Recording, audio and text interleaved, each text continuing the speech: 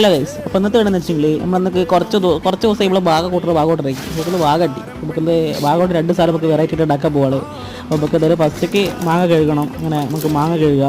മാങ്ങ ഒരു പ്രാവശ്യം കഴുകുന്നത് കാര്യമില്ല, 1-2 പ്രാവശ്യം കഴുകണം. നമുക്ക് മാങ്ങ കഴുകി നമുക്ക് നേരെ പാത്തില്ല. ഇനിയിപ്പോൾ ആ നനവ് പോക്കാൻ വേണ്ടി നമുക്ക് ആ മാങ്ങ ഒന്ന് തുടച്ചെടുക്കുക. നമ്മൾ കുറച്ച് ബ്രാൻഡായിട്ടുള്ള തന്നെ എടുത്ത് നമ്മൾ അതിൽ ഒരു പ്രാവശ്യം ഉപ്പിടുക, പിന്നെ മാങ്ങ ഇടുക, പിന്നെ ഒരു പ്രാവശ്യം ഉപ്പിടുക, അങ്ങനെ 1-2 പ്രാവശ്യം ചെയ്യുക. അങ്ങനെ ലാസ്റ്റൊക്കെ ഫില്ലാക്കി ആ പൂട്ടുക. നമുക്ക് അടുത്ത് മാങ്ങ ബാക്കിയുള്ള മാങ്ങയൊക്കെ എടുത്തിട്ട് നടുവെട്ടുക, മുറിക്കുക.